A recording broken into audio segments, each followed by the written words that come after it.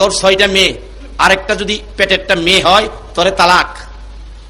তালাক। আবু সালেহ জঙ্গি মুসা বাগদাদের বড় মসজিদের খতিব হুজুরের কাছে গেছে, বাবা যান আমার একটা বিপদ। কি বিপদ? আমার 6টা মেয়ে বাড়িতে, পেটের বাচ্চাটা মেয়ে হইলে আমার স্বামী আমার তালাক দিব। বাবা গো বলবেন পেটের বাচ্চাটা কি আছে? আবু সালেহ কিছুক্ষণ তাকায়া আলট্রাসোনোগ্রাফ করে দেখলেন পেটের বাচ্চাটা মেয়েই হবে। বলে দিচ্ছেন মা পেটের বাচ্চাটা তো তোমার মেয়েই হবে, তাই নাকি? ছোট বাচ্চা আব্দুল কাদের জিলানী রাস্তার মধ্যে খেলাধুলা করতেছিলেন, ওই মসজিদ বানায়, মাটির মধ্যে মসজিদ বানায়। মহিলাটা কানতে কানতে আসছে, আবার কানতে কানতে যাচ্ছে। জিগেলেন মা কানতেছো কি লিগা? কান্দি বাবা একটা দুঃখ। কি দুঃখ? তুমি বাচ্চা মানুষ, তোমার কাছে বললে কি হবে? আরে বাবা শুনি না, বলো না কি দুঃখ। দুঃখ হলো বাবা আমার 6টা মেয়ে, পেটে একটা বাচ্চা, বাচ্চাটা যদি মেয়ে হয় বাবা স্বামী আমারে তালাক দিব। গেছিলাম বড় মসজিদের খতিব আল্লাহর ওলি গাউসে পাক আব্দুল কাদের জিলানী ইবাদতের নির্দেশ করেছেন। আল্লাহ ইবাদতের গাছের মধ্যেই জন্ম হয়েছে, ইবাদতের গাছের মধ্যেই আব্দুল কাদের জিলানীর জন্ম। জোরে বলুন সুবহানাল্লাহ।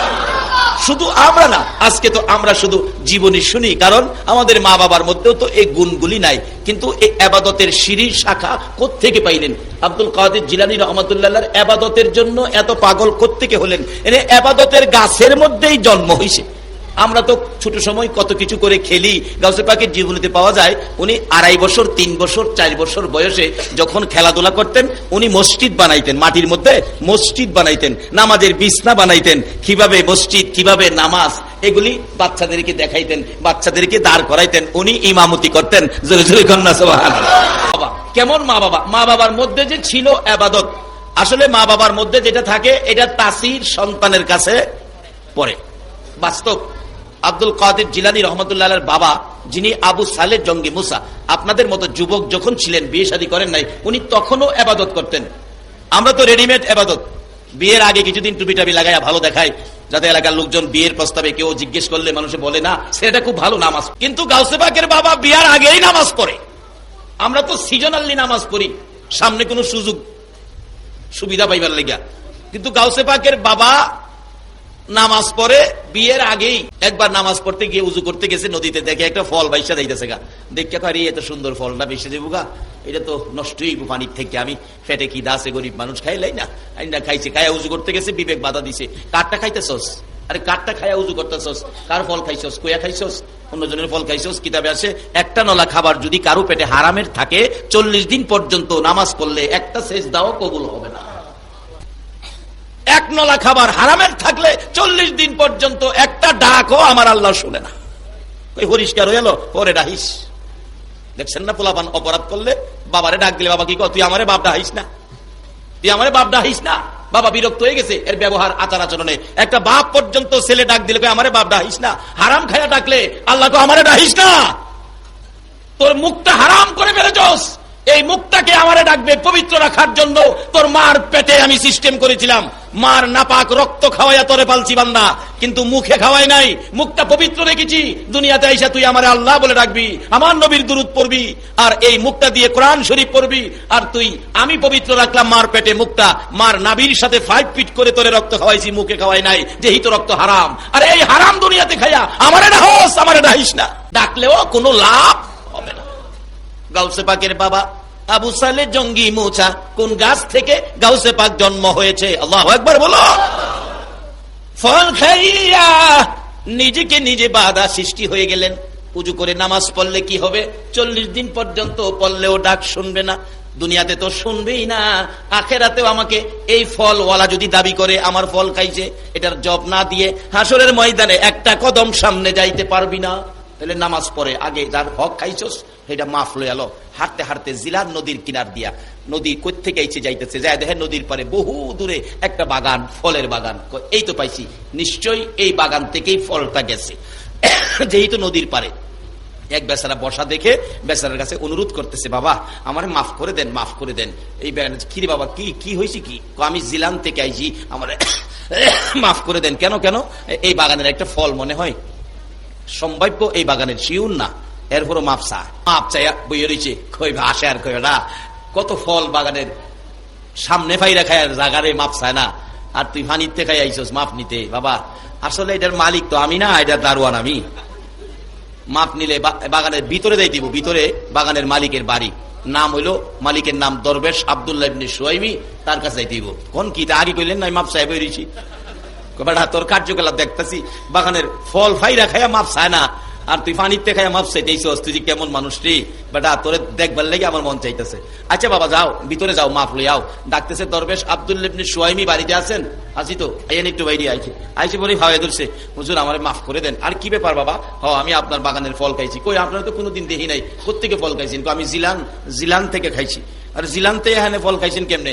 নদীটা বাইসা গেছে, আমি খাইছি, আমার মাফ করে দেন। দরবেশ আব্দুল্লাহ ইবনে সুয়াইমি কয়, এই যুবক তো আমার বয়সে পাইছি না, ও বাবা মাপ চাই। মাপ দিতে পারি, পানিতে পাইয়া খাইয়া খাইয়ালাও, খালি পাইলে খাইয়ালাও, মাপ দিতে পারি। আমার বাগানে 1 বছর কর্মচারী থাকতে হইব। আবু সালে কয়, নিজেরে নিজে দীক্ষার দেয়, আরো খাইবি নি? একটা খাইয়া বলে 1 বছর তাহন লাগবো, আরো খাইবি? জীবনের শিক্ষা দি মজগাতরে। আচ্ছা বাবা 1 বছর থাকলে মাপ দিবেন তো? হ্যাঁ মাপ দিয়ে দিব। 1 বছর থাইকা কাপড়টা বলছে, চাচা জায়গা আমার মাপ দিয়ে দেন। 1 বছর থাইকা নিজের কাপড়টা বললিয়া জায়গা মাপ দেন জায়গা। না বাবা আরো 1 বছর তাহন লাগবো। খারইছে আরো 1 বছর? চাচা 1 ফল খাইছি 2 বছর। আচ্ছা মাপ দিবেন তো? হাসরে আটকাইতেন না তো? না 2 বছর থেকে জায়গা। চাচা 3 বছর আর ঘুরাইন না জায়গা। কয় আরো 1 বছর তাহন লাগবো। 3 বছর থাইকা চাচা আরো ঘুরাইবেন? কয় না এবার ঘুরাইতাম না, এবার তোমার বিদায় দেন। তো খালি বিদায় দিবেন, মাপ দিতেন না? মাপ পাইতে গেলে আরেকটা শর্ত আছে। কি? আমার একটা মেয়ে আছে, মেয়েটারে বিয়া করলে মাপ দেন। তো কথা যাক, বিয়া যখন করছি না, বিয়াটা একটু করুন লাগবো। আচ্ছা আমি রাজি হইলাম, বিয়া করবো, মাপ দিবেন তো? বলে হ। এটা তো 3 বছর আগেই পারতেন, তো আমার 3 বছর ঘুরাইলেন কি লিগা? বিয়া দিবার ইচ্ছা আছে, আগেই দিলাইতেন, লইয়া ভাই যেতাম গা। 3 বছর ঘুরাইলেন কি লিগা? বাবা ঘুরাইছি যে 3 বছর আগে আমার মেয়েটা বিয়ার উপযুক্ত হয় নাই, বিয়ার উপযুক্ত হয় নাই, এখন বিয়ার উপযুক্ত হয়েছে, এখন তোমারে বিয়ে দিব। তো দেন আমি রাজি আছি। বাবা রাজি যাইছো? শোনো আমার মেয়ে কিন্তু চোখে দেখে না। কোন কি? চোখে দেখে না? ভাগ্যটা কি আমার খারাপ হইল যে অন্ধ মেয়ে কে চাইবো বিয়া করতো? ওখানে বিয়ে করবো, কারণ টাকা পয়সা বাড়াই দিলে লই যাবো বাড়ি, যা করছে কথা। আচ্ছা দেন বিয়ে দেন। শুনেন আরো সমস্যা আছে। কি? কথা বলতে পারে না। High high. 3 নাম্বার কানে শুনে না, ডাকলেও শুনতো না। 4 নাম্বার হাঁটতে পারে না। 5 নাম্বার চেহারার রং সুবিধা না। হিসাব করে, চোখ দেখে না, কানে শুনে না, কথা কইতে না, হাঁটতে পারে না, রং সুবিধা না। এটা কোনটা নিতাম? আমি কোনটা নিতাম? ও আবু সালে আরো খাইবি নি? আরো খাইবি নি? 5টা সমস্যা, কি করতাম? আচ্ছা দেন বাবা বিয়ে দেন। বিয়ে পড়াইছে উম্মুল খৈর ফাতেমা, এত 1000 টাকা দিন মোহর ধার্যের উপর আবু সালের সাথে বিয়ে কবুল করলেন 2 জন। এবার শ্বশুর দরবেশ আব্দুল্লাহ ইবনে সুয়াইমি জামাই বাবুরে ডাইকা মাথায় হাত বোলায় দোয়া করে দিছে, যাও বাবা বাংলা ঘরে বসো, তোমার বিবি সাহেবা আসবে, একটু সাক্ষাৎ কথাবার্তা বলো, তারপরে তোমাদের বিদায় ফাইসালা আমি করব। আবু সালে মাথা চুলকার কয়, বাংলা ঘরে আইবো কেমনে আইবো? আর তো বলে পারে না, বুঝাই না কেমনে আইবো, আর তো পারে না। আবার কই গর্তে বাইরে ডাক দিব, আমি না হেড সাই আনুম, কত বলে কইতারে না। এরপরে সুহ দেখে না, আমি যদি ডাহি একদিকে থেকে যাইবো এটা আরেক দিকে। কি বিপদ রে। বইয়া বাংলা করে টেনশন ফিল করতেছে। একটু পরে দেখে গো পূর্ণিমার চাঁদের মতো চেহারা, আল্লাহু আকবার, হরিণের চোখের মতো জিলজিলে 2টা চোখ, সুন্দর শাড়ি পরে টুকটুক করে হাঁটতে হাঁটতে আসতেছে। যাকে দেখলে নয়ন জুড়াইয়া যায়। দরজার মধ্যে দাঁড়াইছে, ডানি হাতে শরবতের গ্লাস, বাম হাতে পাখা। দরজায় দাঁড়াইয়া ডাক দিছে, সালাম দিলাম গো প্রাণের স্বামী আবু সালে। কি দিল? কি দিল? কয় না কি দিল? ওখানের দিন কোন স্ত্রী স্বামীরে সালাম দেয়? এটা মাথা নেশা গেছে বইছে, 3 জন লাগে ধাক্কায় মাথা সোজা করতে। সালাম দিলাম গো প্রাণের স্বামী আবু সালে, সালাম দিলাম গো প্রাণের স্বামী আবু সালে। বলুন সালামটা দেওয়া ভালো না খারাপ? আমার নবীর উম্মতের মধ্যে 1 নাম্বার উম্মত ওই ব্যক্তি হবে যে আগে সালাম দেয়।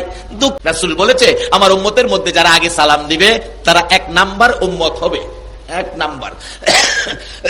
আপনারা কি নাম্বার 1 পাইতে চান না 2 পাইতে চান? আগে কি ব্যবহার করবেন? আজকাল থেকে যুবক এটা বাড়িতে নাও, রাস্তাঘাটে ময়মুরব্বী দেখলে তুমি আগে সালাম দিয়ে দিবে, তাহলে তুমি নাম্বার 1 উম্মত হবে। শুধু পুরুষ নয়, মাগো মহিলারা, তুমিও তোমার শ্বশুরকে, তোমার স্বামীকে, তোমার শাশুড়িকে সালাম দাও। বাড়িতে যাইবা, বাবার বাড়ি, বাবাকে সালাম দাও, মাকে সালাম দাও, বড় বোনকে তুমি সালাম দাও। এই শিক্ষা দিয়েছে ইসলাম। এবারে ডাকতেছে উম্মুল খায়র ফাতেমা, দরজায় দাঁড়াইয়া ডাকে, স্বামী অনুমতি দাও, ঘরের ভিতরে ঢুকি, খেদমত করার সুযোগ দাও, শরবতটুকুন এনেছি, শরবতটুকুন পান করুন, বাতাস করার সুযোগটুকুন দান করুন। আবু সালে দেহে যে ডায়া খার হইছে, এটা তো হেডার লগে মিলে না। কইছে চেহারার রং বলে সুবিধা না, এর চেয়ে সুবিধার রং পৃথিবীতে মনে হয় নাই। কথা বলে কইতারে না, যে কণ্ঠে কথা কয় মানুষ বললে যাইব গা। কই রে কি বিপদ বললাম রে, কি কইলো আর আইলো কি? কইছে হারতারে না, এটা হাটে দি চোখ কাইরা নে, কি করতাম রে, নাম্বারে মিলে না। স্বামী যখন কইছে আনতে জিজ্ঞাসা কইছে, আচ্ছা একটু জিজ্ঞাসা দিহি নামটা, বিয়াজে পড়াইছে, নামের সাথে মিলাছে নি। বোন আপনার নাম কি? আমার নাম উম্মুল খায়র ফাতেমা। কোন নামে মিলছে? আপনার বাবার নাম কি? দরবেশ আব্দুল্লাহ ইবনে সুয়াইমি। কোথাও মিলছে, আবার কোন সাইজে মিলে না। আবার কোন বিপদ ভরিয়া আনি কেউ কমিয়া কালকে কথা কইতেছো, এরকম ফ্যাশনি হয়ে যায়। কাপড়টা বললো ইয়া ফাঁসাদা দরজার ফাঁসাদা বাইরিয়া জাগা, সামনে গেছে বলে শ্বশুর দেখা। বাজান কই যান? আপনি আমার বাজান কইেন না মিয়া, আপনি ভন্ডাভন্ডি বাজান করেন। আপনি আমার কইছেন কি আর দিছেন কি? কি দিছি বাবা? শ্বশুরের সাথে এইভাবে কথা কয় না। শ্বশুর বাবার জায়গায়, বাবারে যে শ্রদ্ধা করবেন, বাবার পরের শ্রদ্ধাটা শ্বশুরে পাবে। তাও শোনো, কথাবার্তা কয় না। কই এতদিন কষ্ট কিনা যাও, একটা দিছিলেন, কইছেন একটা, দিচ্ছেন আর একটা, বিপদে ফেলে এবার ভাও করছেন আমারে, আমি যাইগা। দরবেশ আব্দুল্লাহ ইবনে সুয়াইমি কয়, বাবা আবু সালেহ শুনেন, যাইেন না, এটাই আমার উম্মুল খায়র ফাতেমা। কোন কি তা আপনারা কইছেন চোখ দেখে না? বাবারে আমার মেয়েটা বালেগা হওয়ার পর থেকে এই চোখ দিয়া জীবনে কোনোদিন একটা বেগানা পুরুষ দেখে নাই। আবু সালেহ কয়, কোন কি এটা আপনার মেয়ে? কহ দরবেশ আব্দুল্লাহ ইবনে সুয়াইমিকে, বাবা এই চক্ষু দিয়ে কোনোদিন আমার মেয়েটা বেগানা পুরুষ দেখে নাই, বিদায় বলেছি আমার মেয়েটা অন্ধ। এই মুখ দিয়ে বেগানা পুরুষের সাথে কোনোদিন কথা কয় নাই, বিদায় বলেছি কথা কইতে জানে না। কানে দিয়ে কোনোদিন বেগানা পুরুষের কথা শুনে নাই, সেজন্য বলেছি কানে শুনে না। পাও দিয়ে হাইটা কোনোদিন বেগানা পুরুষের সামনে যায় নাই, বিদায় বলেছি হাঁটতে পারে না। চেহারার রং সুন্দর না কালো, বেগানা কোনো পুরুষ আমার মেয়েকে দেখে নাই, সেজন্য বলেছি চেহারার রং ভালো না। আবু সালেহ, শুধুমাত্র আজকের দিনে আমার উম্মুল খায়র ফাতেমা স্বামী হিসাবে এই দুইটা পাও দিয়ে হাঁটতে হাঁটতে তোমার সামনে হাজির হয়েছে। রে আবু সালেহ রে, আমার উম্মুল খায়র ফাতেমারে লইয়া বাড়িতে যা, তোর কপাল ভালো হবে, তোর ভাগ্য ভালো হবে, যা যা তোদের জীবন ধন্য হবে। ওই মা ফাতেমা উম্মুল খায়র, ওই বাবা আবু সালেহ জঙ্গি মুসা একটা ফলের জন্য 3 মাস কর্মচারী, 3 বছর কর্মচারী কাইটা এই বিবি লইয়া বাড়িতে গিয়েছিল। ওই মা ওই বাবা জন্ম দিয়েছে আব্দুল কাদের জিলানী রহমাতুল্লাহ আলাইহি। এই গাছের ফলটা কত ক্ষমতাবান। আসুন বাবারা, আসুন দুনিয়াত আসুন। মার পেট থেকে কত কিছু করেছে, এই আলোচনা করতে গেলে যাবো গা রাত্র, আমি সংক্ষেপ করে আনছি। দুনিয়াতে আসলেন যেদিন রমজান শুরু হবে সেদিন মানুষ আশ্চর্য, আকাশ মেঘাচ্ছন্ন, চাঁদ দেখতে পারে নাই, কি করবো রোজা রাখবে কিনা। কিন্তু এইভাবে আনাগোনা আজকে চাঁদ উঠছে কিনা, উঠার কথা, চাঁদ তো দেখলাম না। কিন্তু আবু সালেহ জঙ্গে মুসার কলিজার টুকরা সন্তান গাউসে পাক দুনিয়াতে ভূমিষ্ঠ হয়ে মার স্তনে মুখ লাগায় না, দুধ খায় না। কোন গাছের কোন ফল। আর আমরা রোজার মধ্যেও দুপুরের সময় ভাত খাওয়া শুরু করি, আর মার কোলে ভূমিষ্ঠ হইয়া দুধ খাওয়া বন্ধ করে দিয়েছে। আজকে রমজানের রোজা, কার পক্ষে বাবা আপনারা বসেছেন? এরকম একজন অলি যদি কারো পক্ষে থাকে, এরকম একজন অলির পক্ষে যদি আপনারা কেউ থাকতে পারেন, অবশ্যই বিপদ থেকে আপনারা মুক্তি পেয়ে যাবেন। কিভাবে মুক্তি পাবেন আসতেছি সামনে। এবার গাউসে পাক আব্দুল কাদের জিলানী রহমাতুল্লাহ আলাইহি মার স্তনে মুখ লাগাই না। মহিলাদের কথা কিন্তু খুব কম সময়ে প্রচার হয়। দেখবেন মহিলারা একটা কথা কইয়া কইব, কই গো কারো কাছে কইও না, কইও না, কইও না, কারো কাছে কইও না, কারো কাছে কইও না। কথাটা বেশি সময় লাগে না। এই মহিলা আরেকজনের কাছে গিয়া কয়, কারো কাছে কইও না, কইও না, কইও না। কইতে কইতে 200-250 মানুষ শূন্য লাগছে, কইতো না কারো কাছে, এরপরও কইয়া লাগছে। আবার কইও না, খবর হয়ে গেছে। উম্মুল খায়র ফাতেমার একটা সন্তান হয়েছি গো, এই সন্তানটা বলে সুবে সাদেক থেকে সকাল পর্যন্ত কিচ্ছু খায় না। তাইলে ব্যাপারটা কি? সবাইকে জিগাই, মাগো কি খবর? আমার সন্তানটা না খায় না। তাইলে বোঝা গেল আজকে রমজান। আব্দুল কাদের জিলানী ভূমিষ্ঠ হইয়া মানুষকে শিক্ষা দিল, রমজানের আগমনের বার্তা খবর পৌঁছে দিল। এবার রমজানের খবর হয়ে গেল, মানুষ না খায়েই রোজা রাখতে শুরু করলো। এই দিন আর রোজা কেউ রাখলো না। যাই হোক, একে একে বড় হইতেছে মার কোল থেকে। কিন্তু একদিন দেখা গেল একটা মহিলা, 6টা তার মেয়ে বাড়িতে, পেটে আরেকটা সন্তান, ডাকতেছে স্বামী, বিবি তোর 6টা মেয়ে, আরেকটা যদি পেটেরটা মেয়ে হয় তোরে তালাক। তালাক। অহংকার দিনে তো চুপে চাপে স্বামীর অগোচরে মহিলারা জায়গা হসপিটালে আলট্রাসোনোগ্রাফ করাইয়া বাচ্চা ছেলে না মেয়ে পরীক্ষা করে আই পরে স্বামীরে জানায় না, চুপচাপ জায়গা। কিন্তু তখন তো আলট্রাসোনোগ্রাফ ছিল না, কিন্তু আল্লাহর ওলিদের কাছে আলট্রাসোনোগ্রাফ করার মেশিন ছিল 2টা চোখ। এই 2টা চোখে পেটের ভিতরেও কি আছে তারা দেখতে পারছে। যাইতে যাইতে আবু সালে জঙ্গি মুসা, বাগদাদের বড় মসজিদের খতিব, হুজুরের কাছে গেছে। বাবা যান, আমার একটা বিপদ। কি বিপদ? আমার 6টা মেয়ে বাড়িতে, পেটের বাচ্চাটা মেয়ে হইলে আমার স্বামী আমার তালাক দিব। বাবা গো, বলবেন পেটের বাচ্চাটা কি আছে? আবু সালে কিছুক্ষণ তাকায়া আলট্রাসোনোগ্রাফ করে দেখলেন পেটের বাচ্চাটা মেয়েই হবে। বলে দিছেন, মা পেটের বাচ্চাটা তো তোমার মেয়েই হবে, তাই নাকি? আচ্ছা বলুন, এই মেয়েটার বিপদ আরো বাড়লো না কমলো? কানতে কানতে অস্থির রাস্তা দিয়ে যাচ্ছে। কিন্তু ছোট বাচ্চা আব্দুল কাদের জিলানী রাস্তার মধ্যে খেলাধুলা করতেছিলেন। ওই মসজিদ বানায়, মাটির মধ্যে মসজিদ বানায় খেলে। মহিলাটা কানতে কানতে আসছে, আবার কানতে কানতে যাচ্ছে। জিগেলেন, মা কানতেছো কি লিগা? কান্দি বাবা, একটা দুঃখ। কি দুঃখ? তুমি বাচ্চা মানুষ, তোমার কাছে বললে কি হবে? আরে বাবা শুনি না, বলো না কি দুঃখ? দুঃখ হলো বাবা, আমার 6টা মেয়ে, পেটে একটা বাচ্চা, বাচ্চাটা যদি মেয়ে হয় বাবা, স্বামী আমারে তালাক দিব। গেছিলাম বড় মসজিদের খতিব আবু সালের কাছে গেছিলাম, বাচ্চাটা কি বলে দিত। কি কইছে? বাবারে আমার কপাল পোড়া রে বাবা, পেটের বাচ্চাটাও মেয়েই বলে হবে। তো উনি কোনো ফাইসালা দেয় নাই? আবু সালে কোনো ফাইসালা দেয় নাই? না, বলছে মেয়েই হবে। আপনি আবার যান, যায় বলেন একটা ফাইসালা দিতে।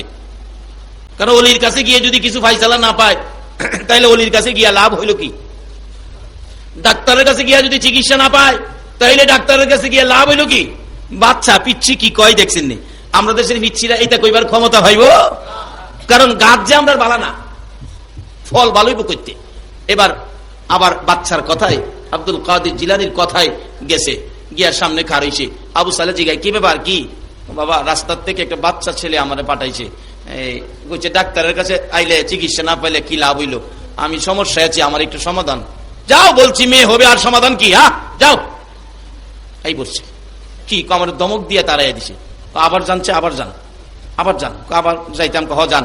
দ্বিতীয়বার গেছে পরে কি? বাচ্চাটা আমার পরে রাগ হয়ে গেছে, কানতে কানতে আইছে। কি ব্যাপার মা? কয় না, আমার তারাই দিছে, দমক দিচ্ছে। আবার যান, কয় অন গেলে আমার মারবো। তাহলে আমি লগে যাম, চলেন। আচ্ছা বাবা। পিচ্ছি আগে আগে যায়, মেয়েটা পিছিয়ে পিছিয়ে বিপদগামী। বাবারে, কার পক্ষে আলোচনা শোনার জন্য বসে আছেন? এরকম একজন আল্লাহর ওলি আপনার বিপদে কাজে লাগতে পারে। আল্লাহু আকবার বলো। বাবা জায়গা মতো বইছেন, কাজে লাগবে। নবীর দরবারে গিয়ে ইমাম গাজ্জালির নেতৃত্বে বসে আমার নবীর হাতের মুবারকের সাথে হাত মিলাইবার সুযোগ পেয়েছে 100 ওলি। আজকে সেই গাউসে পাকের মতো অলির আলোচনা শোনার জন্য আপনারা বসে আছেন। আমার মন কয় আপনাদের আল্লাহর দিদার নসিব হয়ে যাবে। কিভাবে হবে? আসতেছি। এবার সামনে দাঁড়াইছে, আব্বু যান একটু মেজাজটা গরম। কি আবু, রাগ হইয়েন না, আমি কোনো অপরাধজনিত আবদার নিয়ে আসি নাই, রাগ হইয়েন না আব্বু যান। এই মেয়েটা কিনলে গেছিল আপনার কাছে, আইছিল কিনলে গিয়া, তোমার এত কি? বাবা দরকার আছে, মানুষ বিপদে পড়বে, আল্লাহর ওলিরা মানুষ বিপদ থেকে উদ্ধার করবে, দরকার আছে। আল্লাহর ওলিদের কাছে যদি সমাধান না পায়, মানুষ কই যায় সমাধান পাবে? কথা তো ঠিক। লোকটা কিনলে গেছিল, মেয়েটা আইছিল, 6টা মেয়ে আর একটা বাচ্চা পেটে, এটা মেয়ে হইলে স্বামী বলে তালাক দিব। তা আপনি কি দেখলেন, কি কইলেন? পেটে তো বাচ্চা মেয়ে, ওই বলে দিছি মেয়েতে। আবার আমি পাঠাইছি বলা, দমক দিছিলেন বাবা, পাঠাইছিলাম তো আপনার কাছে চিকিৎসার লেগে, চিকিৎসা করতেন। ডাক্তার চিকিৎসা না করলে রুগীরা কই যাইব? আপনি যে দমক দিচ্ছেন বাবা, এই দমকে বাড়ির যে 6টা মেয়ে ছিল, 6টা মেয়ে কিন্তু ছেলে হয়ে গেছে। বলো কি আব্দুল কাদের বাবা, যদি বাস্তবে পরীক্ষা করতে চান, পরে আরেকটা আবার পাঠাইছি, পরে আবার দমক দিছিলেন না? ওই দেখেন পেটের বাচ্চাটা দেখেন ছেলে হয়ে গেছে, দেখেন। আরে গাউসে পাকের এই ক্ষমতা তো এটা সাধারণ ক্ষমতা। গাউসে পাকের একজন গোলাম, যিনি গাউসে পাকের দরবারে পড়ে থাকতেন কুমিল্লা জেলার শাহপুর দরবার শরীফে, ডক্টর পিয়ার আহমদ বগদাদি, যিনি আমাকে বহু মায়া করতেন। ডক্টর পিয়ার আহমদ বগদাদি, যিনি বগদাদের গোলামি করে বাংলার জমিনে এসে কুমিল্লা জেলার চান্দিনা থানার শাহেনা নামে একটা মেয়ে, 7ম শ্রেণীর ছাত্রী, শাহেনা নাম, 7ম শ্রেণীর ছাত্রী শাহেনা নাম। কিন্তু ওই doctor peer Ahmad Baghdadi Ghause পাকের দরবারের গোলামি করতেন। সেই গাউসে পাককে কোনোদিন দেখে নাই স্বচক্ষে, দরবারের গোলামি করে ওই শাহপুরের হুজুর শাহানার জন্য দোয়া করে দিয়েছিলেন। সঙ্গে সঙ্গে শাহানা নামের মেয়েটা পুরুষে পরিণত হয়ে গেছে, জোরে বলুন সুবহান। আচ্ছা, এই বেচারি ফাইসালা পাইল, পেটের বাচ্চা ছেলে হইল, বাড়ির মেয়ে ছেলে হইল। আব্দুল কাদের জিলানী ডাকতেছে, বাবা আর কইলাম দমক দিয়েন না, আবার যদি আমারে দমক দেন তাইলে গেলাম সমস্ত পৃথিবীর মেয়েগুলো ছেলে হইয়া যাইব। গাউসে পাকের দরবারের গোলামি করে যদি বাংলার ডক্টর পিয়ার আহমদ বাগদাদি 7ম শ্রেণীর ছাত্রী শাহানাকে মেয়েকে ছেলে বানাইতে পারে, গাউসে পাক সরাসরি নিজে কিছু করবার ক্ষমতা কি আল্লাহ তাআলা দেয় না? এই মেয়েটার নাম হলো, এখন আগে ছিল শাহানা, এখন হলো শাহ আলম। প্রত্যেক বছর এই শাহ আলম মাহফিল করে ওই ডক্টর পিয়ার আহমদ বগদাদির গোলামি করে। ডক্টর পিয়ার আহমদ বগদাদির গোলামি করে কুমিল্লা জেলার বরুড়া থানার জলম নামে ইউনিয়নের বাজারের মধ্যে ডক্টর পিয়ার আহমদ বগদাদির নামে দরবার শরীফ করেছে। ডক্টর পিয়ার আহমদ বগদাদিও দুনিয়ায় নাই, দুনিয়া থেকে বিদায় হয়ে গেছেন। কিন্তু বাগদাদের গোলাম ছিলেন, বগদাদের গোলামি করে দুনিয়ার থেকে বিদায় হয়েছে। কিন্তু ওনার গোলামি করতেছেন ওই 7ম শ্রেণীর ছাত্রী শাহানা, হইলেন পুরুষ। এখন তার নাম হলো শাহ আলম। শাহ আলম হিসাবে পরিচিত। প্রত্যেক বছর মাহফিল করে, ডিসেম্বর মাসে আমি যাই। এই বছর শুধু যাইতে পারি নাই। আমি বলবো, পিয়ার আহমদ বগদাদি গাউসে পাকের দরবারের গোলামি করে যদি বাংলাদেশের মেয়েকে ছেলে বানাইতে পারে, গাউসে পাক কি পেটের বাচ্চা সহ মেয়ে ছেলে বানাইবার ক্ষমতা আছে না? কেন? সেই সম্পর্ক গড়ে তুলেছে আমার আল্লাহর সাথে। এই সম্পর্ক গড়তে গেলে আল্লাহর সাথে সম্পর্ক করতে হবে। এই সম্পর্ক করতে গেলে মানতে হবে নবীর কথা। নবীজি বলেছেন হাদিস শরীফে, আসসালাতু মিরাজুল মুমিনিন, তোমরা নামাজ দিয়ে মাওলার সাক্ষাৎ, মাওলার দিদার, মাওলার সম্পর্ক গভীর করো। বলুন, গাউসে পাকের বাবার কাছে কি এই নামাজের সম্পর্ক ছিল? তাইলে গাউসে পাকের মধ্যেও নামাজের সম্পর্ক আসতেছে কিনা বলুন? গাউসে পাকের জীবনীতে আসুন, নামাজের বেলায় উনি কত গুরুত্ব দিতেন। শুধু 5 ওয়াক্তের নামাজ নয়, 5 ওয়াক্তের নামাজের পরে তাহাজ্জুদের নামাজও গাউসে পাকের জীবনীতে আমলের মধ্যে ছিল। আমরা তো তাহাজ্জুদ দূরের কথা, 5 ওয়াক্তই তো ক্লিয়ার না। 5 ওয়াক্ত নামাজ পড়েও তাহাজ্জুদ পড়তে।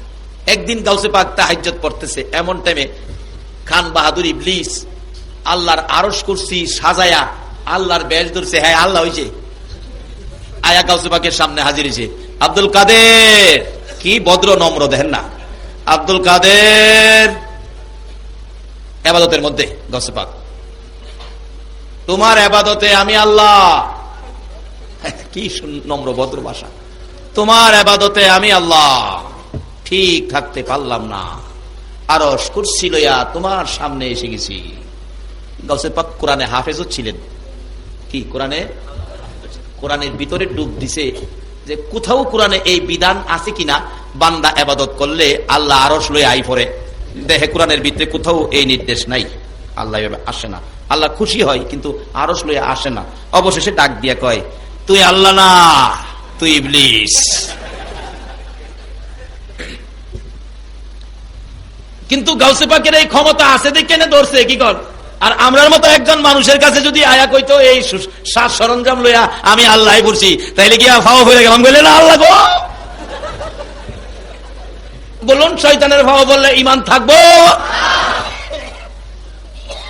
কিন্তু একজন আল্লাহর ওলির সাথে সম্পর্ক রাখেন, এরকম বিপদ আপনারও হইতে পারে। এই বিপদে ঈমান বাঁচাইতে গেলে একটা আল্লাহর ওলিই পারে, এছাড়া কেউ পারবে না। বাস্তব। ইমাম ফকিরউদ্দিন রাজি, নজিমউদ্দিন কুবরার জীবনী। ইমাম ফকিরউদ্দিন রাজি, নজিমউদ্দিন কুবরা। ইমাম ফখরুদ্দিন রাজি বিরাট বড় আলেম ছিলেন, উচ্চ স্তরের জ্ঞানী ছিলেন। আমি একজন ছিলেন আর কি, আমি একজন, বুঝলেন না? বড় আলেম হইলেই তো এটা আমিত্ব আইসা যায় অনেকেরই আর কি। নাইতে শয়তান সমস্ত ফেরেশতাদের শিক্ষক ছিলেন। আজকে সে লানতের তক্ত জাহান্নামের সার্টিফিকেট লয়ে ঘুরতেছে। কেন? আমিত্ব, আমি এত বড়। বাবা আমি বড় হইও না। আল্লামা শেখ সাদি বলেছেন, মিঠা দাও আপনি হস্তি কো अगर कुछ मर्तबा चाहते हो कि दाने खाक में मिलकर गुले गुलजार होता हो। তুমি যদি তোমাকে দামি করতে চাও, তোমার আমিত্বটাকে বিলীন করে দাও। আমি কিছুই জানি না, আমি কিছুই না, আমার মধ্যে কিছুই নাই। যদি তুমি এইভাবে তোমাকে বিলীন করে দিতে পারো, তুমি একদিন সুনাম খ্যাতি অর্জন করতে পারবে, গুলে গুলজার হয়ে যাবে। আল্লাহু আকবার বলো। যেই হোক, ওদিকে আমার আলোচনা না, আমার আলোচনার দিক যাচ্ছে। ইমাম ফকিরউদ্দিন রাজিকে কে জানি বলতেছে, তুমি নজিমউদ্দিন কুবরার কাছে বাইয়াত গ্রহণ করো, মুরিদ হও। বারবার কে জানি বলতেছেন। অবশেষে কি করব? একজন সাধারণ মানুষ নজিমউদ্দিন কুবরার কাছে গেলেন, যাই দেখে একজন সাধারণ লেবাস, সাধারণ মানুষ বেশি রয়েছে। হুজুর আপনার কাছে পাঠাইছে মুরিদ এবার লেগা, আমার মুরিদ করবেন। গিয়ার কিন্তু চেঞ্জ হয় নাই, আমার মুরিদ করবেন, মুরিদ করবার লেগে পাঠাইছে। দুর্বল হয়ে না, গিয়ার ফার্স্ট গিয়ারে রয়েছে, হলো সেকেন্ড গিয়ারে আইছে না, আইব কেমনি? এত বড় আলেম। উনি অন্তরের চোখে দেখে যে না, এখনো গিয়ার চেঞ্জ হয় নাই। বলতেছে, বাবারে তোমাকে বাইন্দা রাখার মতো রশি আমার কাছে নাই, তোমাকে মুরিদ করার মতো শক্তি আমার ওখানে হইছে না। না, মুরিদ করতে হইব। তাইলে একটা কাজ করো, কি আমার জন্য একটা সদাই নিয়ে আসো। যদি সদাইটা আনতারো তাইলে তোমার মুরিদ করবো। সদাইটা কি? ইতিহাস লেখে, তাদের জীবনী লেখে, সদাইটার নাম ছিল নাচিজ। নাচিজ কোন সিজই না, নাচিজ। ওইটা লেগে থাকবো লয়ামু। তো মৌলবী তো বিরাট বড় মৌলবী, দোকানদারের কাছে গিয়া কো, ভাই সাহেব নাচিজ বিক্রি করেন? নাচিজ। দোকানদার কয়, এদিকে মাথাটা এদিকে নেন, ফ্রিজের পানি দিয়ে দেই। কেন? এই মৌলবী নাচিজ কোন সিজ আছে? কই আমার হিসাব কি কইলতে। আরেক দোকানে গেছে, ওষুধের দোকানে, ভাই সাহেব নাচিজ বিক্রি করেন আপনারা? ওষুধের দোকানদাররা কয়, এটা মাথার দোষ, এটা ইঞ্জেকশন দিয়ে দেয়। আর এই কি ব্যাপার, মাথার দোষ কন? হ্যাঁ আমার হিসাব কইছে। নাচিজ কোন চিজ আছে? সারাদিন ঘুরছে, নাচিজ কোন চিজ পাইছে না। অবশেষে নাচিজ না পাইয়া সারাদিন ঘুইরা বিরক্ত হইয়া রাত্রে ঘুমাইছে। সকালবেলা বাথরুম করতে গেছে, এটা আগেকার দিনের বাথরুম, খালি খালি বাথরুম, মাসা বাইন্দা বাথরুম করে। নিচে ময়লা দেখা যায়, দেখে ময়লার মধ্যে সরু সরু ফুকা গুলি লড়তেছে। এই ফুকা দেখে কো, আরে আমি নাচিজে লেগে দোকানে ঘুরি, নাচিজ তো এইটা পায়খানার ফুকা। কচু পাতার মধ্যে দুইটা ফুকা উড়াইয়া প্যাকেট করে দৌড় দিছে, বিশ্বাবের কাছে নিব, নাচিজ পাইছি। একটু পরে যাওয়ার পরে রাস্তার মধ্যে ফুকায় ডাহে, আল্লাহ আমার জবানটা খুলে দিবেন। কিলে গিয়া দরকার আছে, যা খুলে দিলাম। ফুকায় কথা কয়, হুজুর আমারে কই নিতেছেন? ফিরের কাছে। কিলে গিয়া? ফিরে নাচিজ চাইছে। তা আমারে নেন কে? তুই তো নাচিস, তুই পায়খানার ফুকা, এর চেয়ে আর কি আছে নাচিজের? আফসুস, আমি তো লাল মিয়ার দোকানের আপেল ছিলাম, মানুষ শ্রেষ্ঠ মাখলুক, আমাকে খাওয়ার পরে আমি পায়খানা হইয়া ময়লা হইলাম, এই জন্য কি আমি নাচিজ হয়ে গেলাম? আমি তো আপেল ছিলাম। আরেকটাই কয়, আমি তো সবুজ মিয়ার দোকানের ফার্মের মুরুখ ছিলাম, 130 টাকা কেজি কিনে আনছো, আইনা খাইছো, সৃষ্টির শ্রেষ্ঠ মাখলুক, এই জন্য আমি নাচিজ হয়ে গেলাম। আল্লাহ এই বিচারটা তোমার কোর্টে দিলাম, আমি তার বিরুদ্ধে বিচার চাই। আমার নাচিজ কইল কি লেগা? এই পোকার মুখে কথা শুনে ওনার হাত থেকে পোকাগুলো জমিনে পড়ে গেল। একটা দৌড় মারছে। পিসা হুজুর দেখতাছেনি সব ঘটনা? কয় না। দৌড় আইসা এইবার তাদের গিয়ার চেঞ্জ হয়েছে। আগে যে গিয়ার আছে না, আমি সে গিয়ার চেঞ্জ হয়েছে। উস্তাদ পিসা হুজুরের আইসা ভালো হয়ে গেছে, হুজুর আমারে মুরিদ করেন। বাবারে আমার সদাই কই? সদাই আনছি। কই সদাই দাও? হুজুর আমি নিজেই নাচিস, আমি নাচিস। বাবা এইবার ঠিক আছে, মিঠা দাও अपनी हस्ती को अगर कुछ मर्तबा चाहते हो कि दाने खाक में मिलकर गुले गुलजार होता। তোমার আমিত্বটাকে বিলীন না দেওয়া পর্যন্ত তুমি কিছু পাইতে পারো না। এবার মুরিদ করছে, এরপরও কয় না এখনো তোমার কিছু চেঞ্জ হয়েছে কিন্তু পরিষ্কার হয়েছে না। পরিষ্কার করার জন্য বলছে, বাবা তুমি 12 বছর জংলায় থাকতে হবে, 12 বছর জংলায় থেকে আসলে তারপরে তোমাকে মুরিদ করা হবে। 12 বছর জংলায় থাকতেছে, জংলায় থাকে, আলেম মানুষ তো বসে থাকবো কত, এই পাতালতার মধ্যে কিতাবগুলি খালি লেখে, কিতাব লেখে। তার চাইতে বড় আরেকজন হুজুরের সুরত ধরে খান বাহাদুর ইবলিস আয়াত জিগা ইমাম ফকিরউদ্দিন রাজি, কি করো? হুজুর এখানে কিতাবাদি লেখি, কি করবো, অবসর থাকি। কিসের কিতাব লেখি? আল্লাহর কোরআন কিতাব, এগুলি লেখি। আল্লাহ বলতে কি কোনো জিনিস আছে? বড় হুজুর, বড় হুজুরটা চিনছেন তো, ইবলিস। এই হুজুরের শাখা গেলে মহনও আছে, সাবধান থাকেন। আল্লাহ বলতে তো কিছু নাই। কোন কি? এই যে কিতাব দলিল, এই যে কিতাব দলিল আল্লাহ আছে। এক কিতাবের দলিল দিলে হেলা 2 কিতাবের দলিল দেখাইতে দেয়, আল্লাহ নাই। এইভাবে একটা দেয়, হেলা 2টা কাটে, কাটতে কাটতে 101টা দলিল দিছে। ইবলিস 101টা দলিল কেটে দিছে। কারণ যত বড় আলেমই হন, ইবলিসের তো বড় আলেম তো রইছেন না। ইবলিস ফেরেশতারা ফরাইছে, কত বড় জ্ঞানী, কিন্তু 101টা দলিল কেটে দিছে। কিন্তু এখন এমন পর্যায়ে গেছে আল্লাহ নাই, এই কথাটা উনি স্বীকার করবে ইবলিসের কাছে। আর হায়াত শেষ, আজরাইল আসতেছে, তার রুহু নিয়ে যাবে। এই ঘটনাটা দেখতেছে নজিমউদ্দিন কুবরা। আসরের নামাজের উজু করতে ছিল, বক্তবিন্দরা পানি দেয়, পানি শুধু হাতে ডালে, হাতে ডালে, উজু করে না। ওনার খেয়াল বসে রয়েছে এখানে, খেয়ালটা তো জংলায়। ডাকতেছে, পানি দিলে খালি ঢালে। মুরিদরা কই কি আশ্চর্য। অবশেষে এই 101টা দলিল কাইটা দিছে ইবলিস। উনি স্বীকার করবে আল্লাহ বলতে কিছু নাই। এই টাইমে লুডার পানি, লুডার সহ লইয়া ইডা মাইরা ধমক মারছে। আরে কমবখের নাদান, ইডা মারছে। কোস্তার দলিল ফলিল নাই, বিনা দলিলে আল্লাহ এক। বিনা দলিলে কি গণ, কি গণ আমরার জন্য কি? বিনা দলিলে আল্লাহ। এই পানির সিডা লুডার ইডা, হিসাবের কণ্ঠ কানে গিয়া লাগছে, পানির সিডা লুডার ইডাও লাগছে। তখন উনি চমকা উঠলেন, কে আমাকে ডাক দিলেন? ইমান হারা হয়ে যাইতো এত বড় আলেম ইবলিসের মতো হয়ে দুনিয়ার থেকে বিদায় হওয়ার মুহূর্তে ওই আল্লাহর ওলি পীর সাহেব কিবলা এই বিপদ মুহূর্তে পানির ইডা, পানির সিডা, লুডার ইডা আর কণ্ঠের ডাক পৌঁছাইয়া দেখুন ওই ব্যক্তি চিৎকার মেরে ডাক মারলেন, বাবা, বাবা গো, কে আপনি আমাকে সংকেত দিলেন? তাহলে তুমি তো হুজুর না, তুমি তো ইবলিস। আমার উস্তাদ সাহেব আমাকে সংকেত দিয়েছে, দলিল ফলিল নাই, বিনা দলিলে আল্লাহ এক। একথাই রাইট, বিনা দলিলে আল্লাহ এক স্বীকার করে নিলাম, কোন দলিল ফলিল দরকার নাই। এই মুহূর্তে আজরাইল এসে তার রুহু নিয়ে গেলেন, ঈমান নিয়ে কবরে গেলেন, একমাত্র আল্লাহর ওলির নেক নজর থাকার কারণে। বাবারা, ওই রকম একজন ওলি পক্ষে থাকলে আমাদের লাভ হবে না লস হবে? গাউসে পাকের মতো একজন ওলি যদি আমাদের পক্ষে থাকে তাহলে আমাদের লাভ হবে না লস হবে? তাই বলতেছিলাম, গাউসে পাক নামাজ পড়তেন কিনা বলুন? নবী শিখায়, নবীজি কোনো কিছু প্রশ্নের সম্মুখীন হলে 2 রাকাত নামাজ পড়তেন, ঠিক হুবহুব নবীর আদর্শ, নবীর শিক্ষা গাউসে পাকের আছেন। একদিন তাহাজ্জুদের নামাজও পড়তেন। গভীর রাত্রে গর্তে বাইরেছে উজু করব, নামাজ পড়বার লেগা। আচ্ছা, উজু ছাড়া কি নামাজ হইব? উজু তো করতে হবে। উজু করতে বাইরেছে, তাহাজ্জুদের নামাজ পড়বো। এই ফাঁকে তা ঘরের ভিতরে সুট ঢুকছে, দরজা খোলা তো, সুট ঢুকছে ভিতরে। সুট ঢুকে ঘুরতেছে, কি নিব কিনা। গাউসে পাক ডাকতেছে, দিনে আইসো, রাইতে আইসো চুরি করতে আমার ঘর? দিনেই তো মানুষ কিছু পায় না। সুরা বেড়া ভাবতেছে, মনে হয় খামখেয়ালি করতেছে, হ্যাঁ ঘুরতেছে চুরি করতো। উনি উজু টুজু কইরা ঘরের ভিতরে ঢুকছে, দরজা টরজা লাগাইছে। সুরাবেলা একটা চাড়ি না পেঁচাইয়া খাড়ে দিছে শাড়ির ভিতরে, কারণ দরতাল্লা তো সাইজ করে লাগবো। সুর ধরলে কি আপনারা সাইজ করেন না? না এমনি চুমাইয়া চাইরা দেন। নামাজে দাঁড়াইবো গাউসে পাক, এমন টাইমে হযরত খিজির আলাইহিস সালাম যাচ্ছে। এ ওলিকুল শিরোমণি, এই মুহূর্তে শহরের একজন কুতুব ইন্তেকাল করেছে, একটা কুতুবের ব্যবস্থা এখন করে দেন, না হয় শহর অ্যাক্সিডেন্ট হবে। শহরগুলিতে আগুন লাগে, মারামারি লাগে, খুন খারাপি হয়। যখন শহর কুতুবের মধ্যে শর্ট পড়ে, 40 জন কুতুব লাগে একটা শহর চলতে, যে কোনো এলাকায় অ্যাক্সিডেন্ট, বিপদ মনে করবেন এই এলাকার কুতুবের ইন্তেকাল, এই জন্য এখানে বিপদ হইতেছে। যতক্ষণ পর্যন্ত এই কুতুব এখানে নিযুক্ত না হবে ততক্ষণ পর্যন্ত আপনারা ভাববেন না চট্টগ্রাম শহর শুধু কমিশনার দিয়ে চলে, শুধু মেয়র দিয়ে চলে। আল্লাহর পক্ষ থেকে, রাসূলের পক্ষ থেকে কুতুবগণের, ওলিগণের, মেয়র এবং কমিশনারের বাজেট করা আছে, তাদের উসিলাতে চলছে, আমাদের উসিলাতে নয়।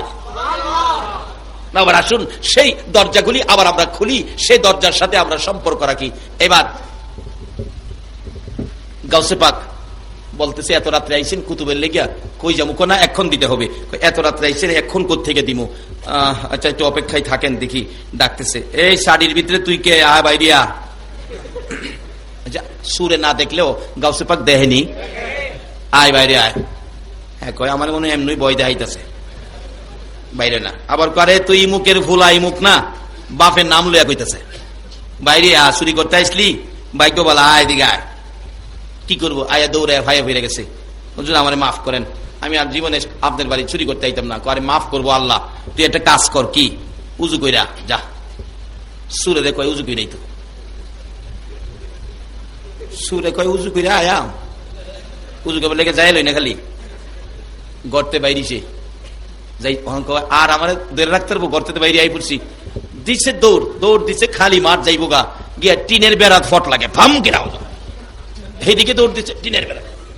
গাউসে পাক হাসে, আরে পাগল যাইস না, কি বলেন ওলিদের একটা কেরামত আছে না, আছে আছে, কেরামতের অজন্যদিন কেরামত যে কত কিসিমের যে আছে, খালি দুনিয়াত না কবরে গিয়েও কেরামত। যেই দলের হেরা কেরামত বিশ্বাস করে না, যেই দলের হেরা কেরামত বিশ্বাস করে না, সেই দলের মৌলবী একদিন ওয়াজ করতেছে, আমি এইবার গিয়া মজা হয়েছে, ওয়াজ করতেছে আল্লামা শিবলি রহমতুল্লাহ জীবনী। আল্লামা শিবলি রহমতুল্লাহ মৃত্যুর পরে ওনার এলাকায় নাকি একটা কাফন চূড়া আছেন, কাফন চূড়া, হে বেটার ওয়াজ কি সুন্দর হয়ে পড়ছে, তোরার জুতা দাও তোরারে বাইরে আম, কি হেরার জুতা দাও হেরারে বাইরে আম, আমরা দুষ্টি হেরা ওই বাড়ি খাইতেছে, ওয়াজ করতেছে। ঠিক এইভাবে আল্লামা শিবলি ওনার এলাকায় একটা কাফন চূড়া আছেন, কাফন চূড় চিনেন তো, কাফন দিয়া মুর্দার মাটি দিয়া গেলে রাত্রে এই কবরটা কুইরা মুর্দারের গায়েতে কাফনটা খুইল্লাই না হ্যাঁ বিক্রি করে, এটা কয় কাফন চূড়া। চিন্তা করেন রাত্রে কবরস্থানের পাশে যাইতে ভয় করে, আর হ্যাঁ কবরের ভিতরে গিয়া মরা মানুষের কাফন খুইল্লাই না বিক্রি করে, কেমন বেসরা। তাই আল্লামা শিবলি রহমতুল্লাহ উনি কাফন চূড়ারে মৃত্যুর আগে ডাইকে আনছে, বাবারে আমার তো মৃত্যু হয়ে যাবে, সময় কাছাকাছি, আমি বেশি দিন বাঁচবো না, তোর তো অভ্যাস কাফন চুরি করস, আমার কাফনটা তো তুই চুরি করবে। সুরে বলে না শুনে ধর্মের কাহিনী, আমার কাফনটা তো তুই চুরি করবে, বলে হ্যাঁ চুরি তো হুজুর করবো, আমার অভ্যাস যেটা, আমার কাফনটা চুরি করে কত বিক্রি করবে, আমার কাফনটা চুরি করে তুই কত বিক্রি করবে। ও মুসলমান জানো একদল আল্লাহর ওলির ক্ষমতা কবরে গেলেও থামে না, এটা বাড়তেই থাকে। আজকে এই ওলিদের জীবনী আলোচনা করতে গেলেই আমাদের এলাকার কিছু আলেম ওলামারা ফতোয়া সেট করে এটা বেদাতি, রাসূল প্রেম ওলি প্রেমের কাহিনী গাইলেই কয় আমরা বলে বেদাতি, আর সারা দাঁত বলে হেরার। বাবারা এগুলি নয়, সত্যকে সত্যের জায়গায় রাখো। ওলিদের শক্তি আল্লাহ দিয়েছে, ওলিদের শক্তি কখন পেয়েছে, আল্লাহর কোরআন মাইনা নবীর আদর্শ মাইনা তারা শক্তি অর্জন করেছে। তাদের শক্তিতে ধাক্কা দিও না, এই ধাক্কা তোমাদের উপর আসবে, বরঞ্চ তাদের পক্ষে চলে যাও, তোমাদের লাভ হবে। সকলে বলুন আমিন। এইভাবে থাপা দিয়ে ধরছে আর ছাড়তেছে না, ধরছে এই জন্য দুনিয়ায় থেকে তোর আমি টাকা দিয়ে আসলাম, আমার কাপড়টা নিস না। যারা ওলিদের কেরামত বিশ্বাস করে না তাদের ওয়াজ কইতাছি, এটার থেকে আমি পয়েন্ট পাইছি মাশাআল্লাহ। যে এলাকায় হেরার এলাকায় ওয়াজ করে পরে এইটা দিয়ে ওই হেরারে মাইট দিই, কখন আর কথা কয় না। এবার ধরে রাখছে, অনেকক্ষণ পর ছেড়ে দিছে, হ্যাঁ মাগো মাগো করে কান্নাকাটি করে উঠছে। ওইটা রাত্রে গভীর তো, বাড়িতে গেছে, যাওয়ার পরে জ্বর আইসা গেছে। পরের দিন সকালবেলা ওই কাফন সূরার মৃত্যু হয়ে গেছে।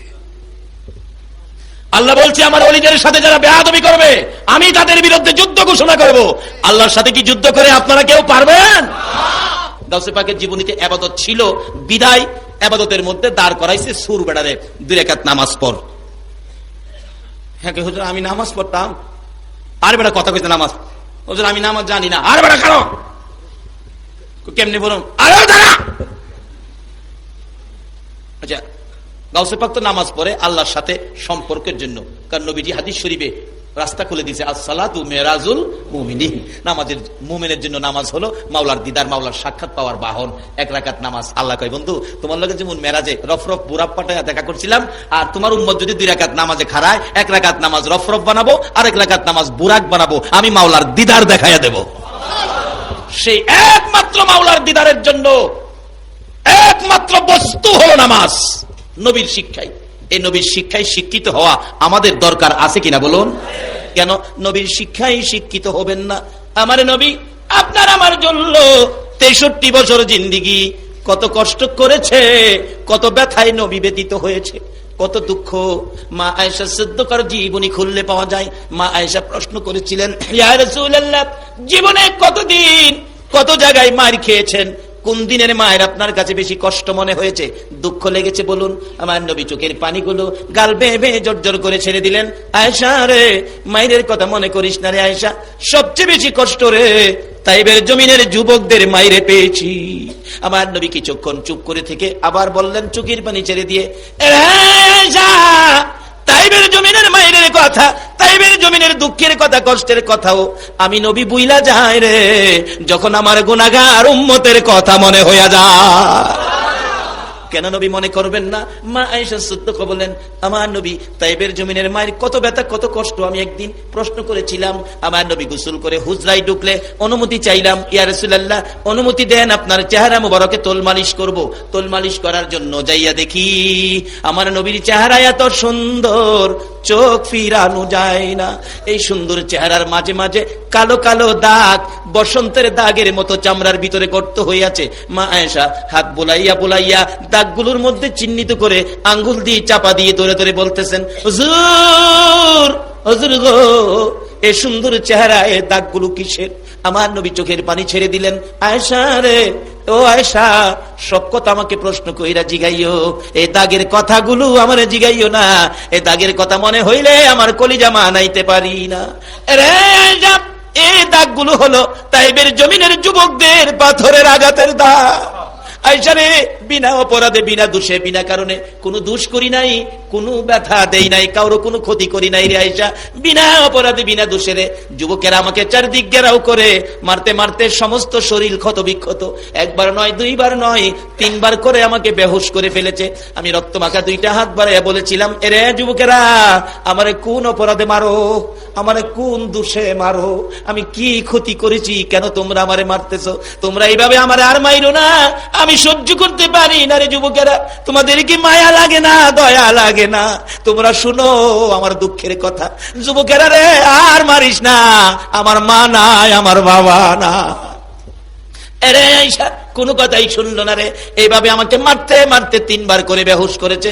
ওই পাথরের আঘাতের দাগগুলো আমার চেহারায়। মা আয়েশা সিদ্দিকা বলেন, ইয়া রাসূলুল্লাহ, এই দাগগুলো যদি তাইবের জমিনের যুবকদের পাথরের আঘাতের হয়, নবী গো আমি জানি আপনার দোয়া আমার আল্লাহ কবুল করেন, একটু দোয়া করুন দাগগুলো যেন পরিষ্কার হয়ে যায়। আমার নবী কান্দে, রে আয়েশা, এই দাগ আমি দোয়া করে পরিষ্কার করব না রে, এই কষ্টের দাগ আমি রেখে দিলাম রে আয়েশা। হাসরের জমিন যেদিন কায়েম হবে, আদা দুপুরে সূর্য নেমে আসবে, সূর্যের তাপে মাথার সার ফেটে নাকে মুখে কানে দিয়ে মগজ গলে গলে বাহির হবে। ওই দিন আমার উম্মতেরা রে আয়েশা, ওই বিপদের দিনে নবী কই নবী কই কইয়া চিৎকার মারবে। ওই চিৎকার আমি সারা আমার উম্মতের কেউ শুনবে না।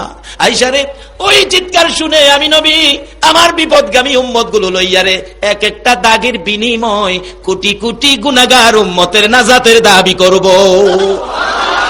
আমার আল্লাহ বলেন, বন্ধু গো, তোমার 63 বছর জিন্দেগির মধ্যে কোনদিন তোমার সুন্দর চেহারায় আমি আল্লাহ একটা মশা মাছি বসতে দেই নাই, একটা পোকামাকড় কামড় দিতে দেই নাই। ওই সুন্দর চেহারার পাথরের আঘাতের দাগগুলো উম্মতের নাজাতের জন্য রেখে দিলা। যাও বন্ধু, কথা দিলাম, তোমার উম্মত যারা হবে, তোমাকে যারা ভালোবাসবে, তোমার আদর্শে যারা চলবে, তোমার প্রেমের মালা যারা গলায় দিবি গো বন্ধু, হাসরের ময়দানে তোমার উম্মতের আমি আল্লাহ মাফ করে দিব। এরে বাবা যুবকেরা, ওই নবীর কথা শোনার জন্য, নবীর আদর্শ লইয়া যারা ওলি হয়েছে তাদের কথা শোনার জন্য, নবীর ভালোবাসায় যারা এই পর্যন্ত বসে আছো, আমার মন বলে তোমাদের জন্য আমার নবী ফুলসিরাতের ঘাটে বসে থাকবে। কে আপনারা মাহফিলের আয়োজন করেছেন? কে কোন মা আপনাদেরকে পেটে রাখছে? কারা এই রাত পর্যন্ত সময় দিয়েছেন? অবশ্যই আপনাদের জীবন ধন্য হবে, ভাগ্য ভালো হবে। ওলিদের রুহারি ফয়েজ আমার নবীর দিদার নসিব স্বপ্ন যুগে হয়ে যাবে ইনশাআল্লাহ। আসুন, আমি শেষ পর্যায়ে চলে গেলাম, এবার গাউসে পাকের আলোচনা দিয়ে আমি শেষ করতে যাচ্ছি। গাউসে পাক আল্লাহর ওলি ডাকতেছেন, নামাজের বিছনায় দাঁড়া বেটা দাঁড়া। দাঁড়াইছে কোন? তো আমরা তো নামাজে দাঁড়াই আল্লাহরে খুশি করতাম, নবীরে পাইতাম। এই সূরা বেটা তো নামাজে দাঁড়াইছে কি আল্লাহ খুশি করতো? জান্ডা বাঁচাইবার লাগিয়া। হ্যাঁ, নামাজে দাঁড়াই কেমনে যে যাইতাম বাড়ি তাজগা, কপালে কি বাড়ি নাই? এদিক দিয়ে হাই চিন্তা করে জান বাঁচাইতো, আর গাউসে পাক দুইটা হাত তুলছে, আল্লাহ আল্লাহ গো, আমি আব্দুল কাদির সুরের নামাজের বিছনা দাঁড় করাইছি, আমি যদি একটা সুরের নামাজের বিছনা টানতারি, আচ্ছা, একটা সুরের নামাজের বিছনাত আইনা যদি ভালো করতে পারে, আল্লাহর ওলি কি কাজটা খারাপ করলো না ভালো করলো? তাহলে তাদের জীবনী সমাজে আলোচনা করলে কি সমাজের উপকার হবে না ক্ষতি হবে? খাড়া করছে বিছনাত, হাত তুলছে, আল্লাহ আমি আব্দুল কাদির সুরকে নামাজ পর্যন্ত, নামাজের বিছনা পর্যন্ত আনছি। আমি আব্দুল কাদির যদি সুরের নামাজের বিছনা পর্যন্ত আনতে পারি, তুমি কি তারে কুতুব বানাইতে পারো না? আমি আব্দুল কাদির যদি একটা সুরের বিছনাত খাড়া করতে পারি, তুমি কেন তারে কুতুব বানাইতে পারো না? কিছুক্ষণ পর আওয়াজ এসে, আব্দুল কাদির আমি তাকে কুতুব হিসাবে কবুল করে নিলাম। অলির দরবারে গিয়া লাভ হয় না লস হয়? সুর গেলে কুতুব হইয়া বাইর হয়। এই অলিদের সাথে সম্পর্ক, অলিদের স্মরণে মাহফিল, অলিদের পক্ষে থাকা আমাদের দরকার আছে কিনা বলুন? আল্লাহ আজকের মাহফিল সহ আমাদের সকলকে কবুল করুন, সকলে বলুন আমিন। আজকের আলোচনা আমাকে সহ সকলকে আমল করার তৌফিক দান করুন, সকলে বলুন আমিন। এটা ডাক দেন না, আল্লাহুম্মা আমিন। আসুন দুনিয়ার সকল ব্যস্ততা ভুলে আমরা এখন বড় পীরের এই পবিত্র ও শিক্ষণীয় আলোচনার শেষে আল্লাহর দরবারে দুহাত তুলি। হয়তো আজকের এই চোখের পানি হতে পারে আমাদের নাজাতের উসিলা। ও মা বোনেরা, দোয়ায় শরীক হও গো, বরিশ্বরের মাহফিল তো বিদায় হইয়া যায়। ও বরিশ্বরের মা বোনেরা, মাহফিল দি বিদায় হইয়া যায়। রব্বুল আলামিন বরিশ্বরের জমিনে আল্লাহ আশিকে ওলি, আশিকে রাসূলগণকে নিয়ে তোমার শাহী দরবারে হাত বাড়াইলাম। মউত একবারে খালি হাত বাড়াই নাই। তুমি যার প্রেমে কুল কায়নাত সাজাইছো, যার উপর 24 ঘন্টা দুরূদ ও সালাম পাঠ করতেছো, ওই নবীর উপর দুরূদ ও সালাম মদিনা পাঠাইছি গো আল্লাহ। আমাদের দুরূদ ও সালাম গুলো পাখির মতো উড়াইয়া উড়াইয়া দয়ার নবী মায়ার নবীর কদম মুবারকে পৌঁছাইয়া দাও।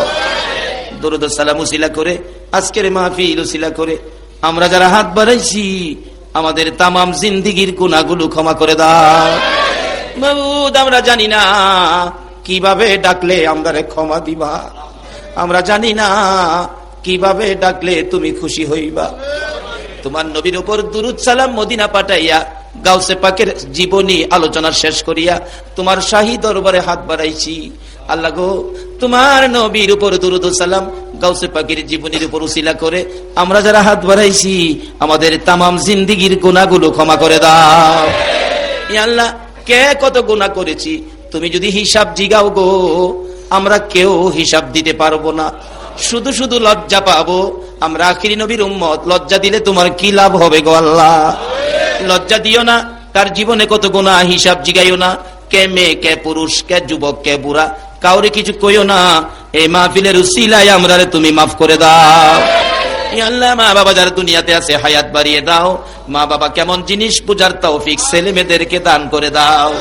ইয়া আল্লাহ, দাদা দাদি, নানা নানি, শ্বশুর শাশুড়ি, আলী আওলাদ, বংশধর, মই মুরব্বী, পাড়া প্রতিবেশী, খানদানবাসী, মহব্বতী, খাস করে বুরিচরের জমিনের নিচে, তামাম পৃথিবীর জমিনের নিচে যত মুমিন মুমিনাত ঘুমিয়ে আছে, সকলের কবর জান্নাতের বাগান বানাইয়া দাও।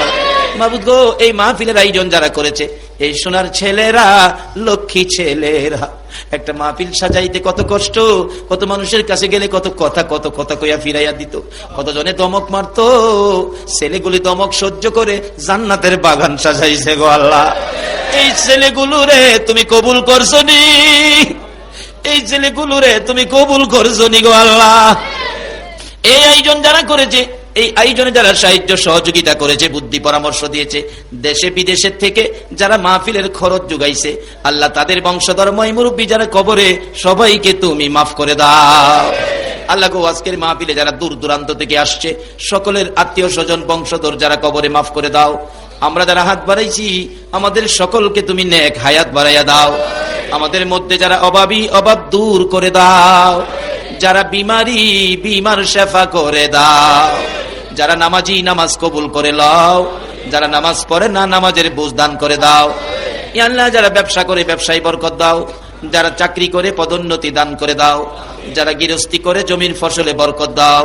ইয়া আল্লাহ, যারা বিদেশ থাকে সকল প্রবাসীদেরকে তোমার কুদরতি হাতে দিলাম গো আল্লাহ। সকল বিদেশি ভাইদেরকে তুমি হেফাজতে রাখো গো আল্লাহ। যারা বিদেশ যাবে চেষ্টা করতেছে, তাদের মনের আশা পুরা করে দাও গো আল্লাহ। যতগুলো দরখাস্ত করলাম সবগুলো তুমি কবুল আর মঞ্জুর করে নাও। সাল্লাল্লাহু তাআলা আলা খায়রি খালকিহি মুহাম্মাদ ওয়া আলা আলিহি ওয়া আসহাবিহি আজমাইন বিহাক্কি লা ইলাহা ইল্লাল্লাহু মুহাম্মাদুর। প্রিয় দর্শক, বড় পীরের জীবনের এই পবিত্র আলোচনা থেকে আমরা অনেক কিছু শিখলাম। ঈমান ও আমলের পথে অটল থাকতে এই ভিডিওটি আপনার প্রিয়জনদের সাথে শেয়ার করতে ভুলবেন না। নতুন নতুন এমন আরও শিক্ষণীয় বাণ পেতে আমাদের সাথেই থাকুন। আসসালামু আলাইকুম।